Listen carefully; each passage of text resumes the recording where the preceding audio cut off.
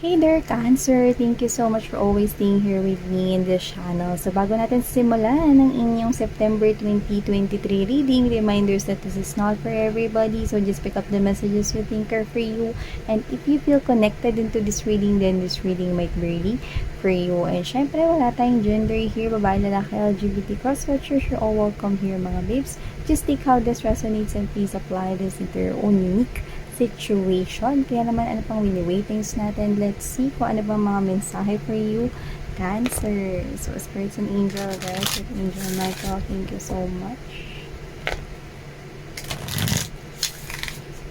Messages for Cancer for September 2023, please.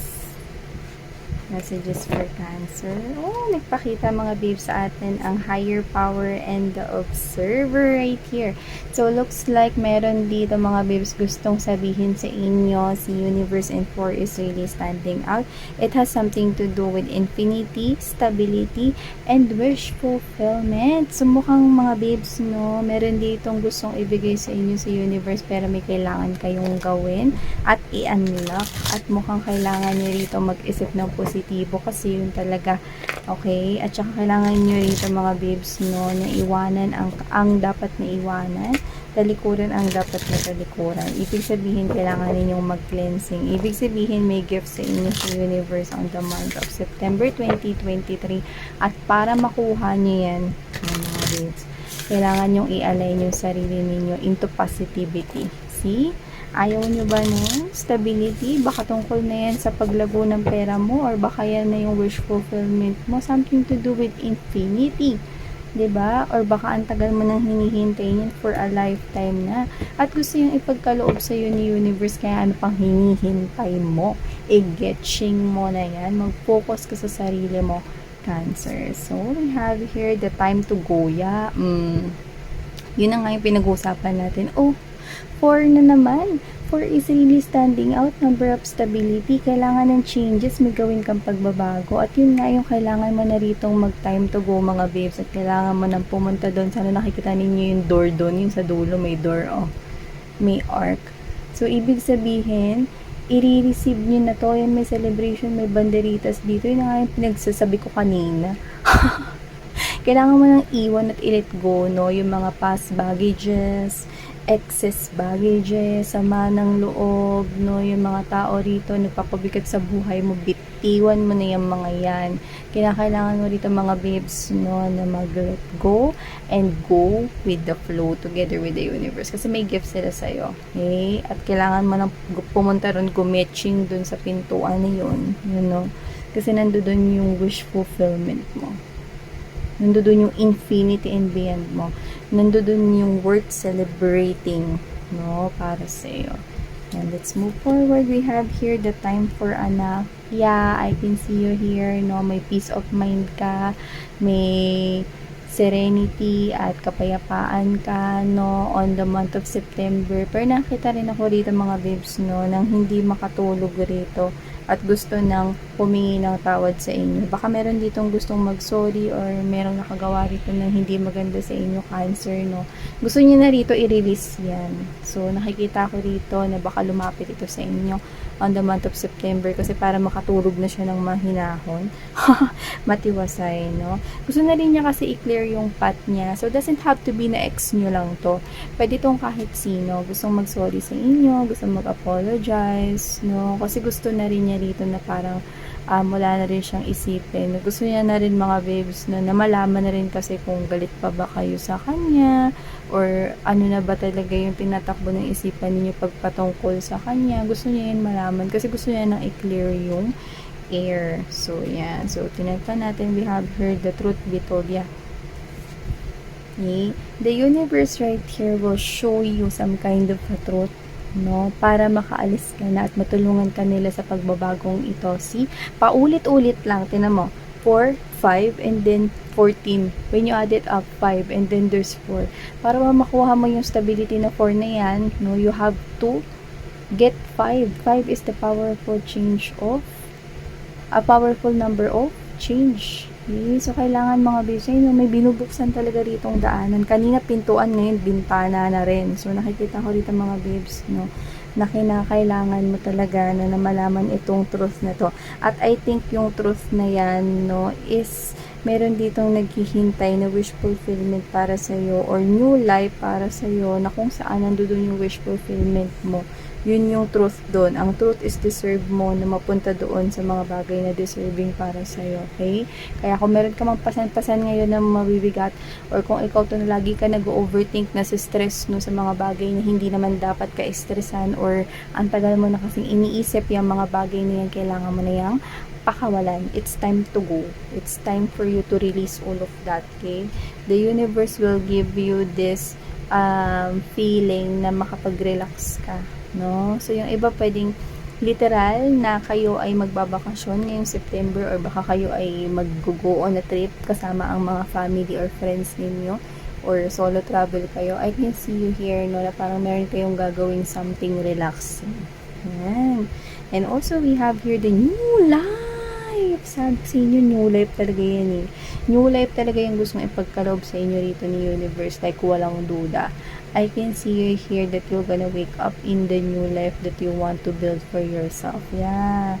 I can see you here that the goddess and the gods, the deities, angels and spirit guides are really helping, planning out, no? Nagbi-meeting na sila rito, no?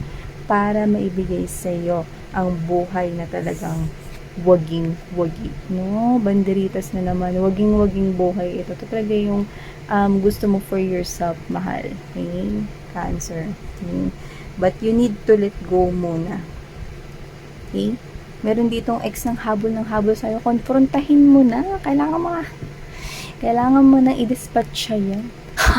I-dispatch siya in a way na i-reject mo na kung kailangan i-reject. Not kung may sasabihin ka na parang magbagong buhay ka na rin kasi ako gusto ko na rin magbagong buhay na mag-closure na kayo. Nakita ko dito. Lahat ng mga nagpapabigat at nagkakaroon ng negatibo rito na pakiramdam para sa'yo, you have to release that. Okay? And yeah, to the sea. I can see you moving into calmer water. Ito yun, Six of Swords energy. Papunta ka na talaga. Ay, nakasakay ka na mga babes. Oh. Nakikita mo ba yan? May compass pa dun arrow. So, ibig sabihin, papunta ka na sa calmer water to the sea. Wala namang maalon dito, o, diba? So, ibig sabihin, papunta ka rito sa life. You just need to connect with your spirits and angel guides. Number 7 is a very spiritual number. You just need to connect here, no? Sinasabi nila sa'yo rito na it's time to go. You need to go right here. Kumbaga, tapos na, mga babes, no? Wala niya sa Cinderella. The clock strikes 12. Tapos na, no? Pero kay Cinderella, yung happiness kasi yung natapos sa kanya rin kasi sa kasiyahan, no? Pero sa inyo, ang kailangan ninyong tapusin doon, no? Time is up, no? Kasi tapos na kayo eh, sa lahat ng mga naranasan nyo in the past, no? Oras na para guminhawa ka naman. Cancer. So, wow. Tinan pa natin mga babes, no? Meron akong talaga nakikita ang pintuan dito. Ang daming nagbubukas rito oportunidad. Kasi binibigyan ka nga ni universe ng new life. Yan, no? Ba? Yung new life na talagang gigising ka rito. Oh, ganda mo dyan. Parang gwapo mo dyan. See? Alam mo, itong new life na to is yung ano ka, babangon kang feeling fresh, looking fresh, kasi wala kang iniisip na problema. Yun, diba?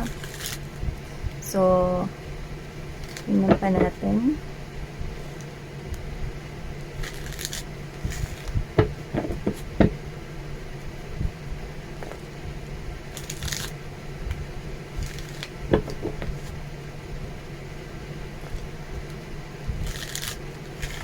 Mensahe para sa aking mga Cancer people. I can see soulmate connection. Or baka meron kayo rito na parang kababata, no, na magre-reconnect sa inyo at makikipag-usap ulit sa inyo. Yan. Ay, meron sa inyong lalapit, no, na parang ano siya, hindi naman saka po siya sa pera, pero parang ano siya, tag nito, may kailangan niyang pera. Parang meron siya rito applyan, tapos kailangan niya ng pang requirements, ganun yung nakikita ko rito. So, kung sino man to, yun ang nakikita ko para sa kanya. So, parang kailangan niya ata ng tulong mo. O ikaw yung una niyang may isip dito. Yeah, you need to cut anything that's not beneficial to you anymore. And with the Page of Cups energy, I can see someone here, no, na mag-o-offer sa'yo rito at ang offer ay napakalaki. Kaya kailangan mo rito, no, na mag-observe, na communicate rito sa intuition mo kasi this is a new offer. This could be work related, okay? Pero nakikita ko na yung future mo na maganda dahil dyan sa baka trabaho yan, na new opportunity, or baka business yan, Cancer, na new opportunity. Kung ano man yan, nakikita ko for your Cancer, you will be able to cut all of the problems na may kinalaman dito sa money. Okay? Especially kung trabaho yan. Kasi ang ganda, tanan mo, bagong opportunity yan, no, na akala mo ang liit, pero pag nagtuloy-tuloy, sobrang ganda na magiging epekto, no, sa'yo at sa pamilya mo. Yun yung nakikita ko dito. Mapapagawa mo na yung bahay ninyo. So, hindi ko alam kung ba't may sira siguro. Hindi ko alam kung yung sa banyo or sa lababo or whatever. Pero meron na din may sira dyan na gustong ipagawa yung bahay, or baka gusto nang bumili ng bagong bahay or magkaroon ng sariling bahay. Ito na yun, mahal. Okay? Ito na yun, Cancer. Ito yung nakikita ko dito. Okay? So, yeah. Diba? So, I can see someone communicating sa inyo.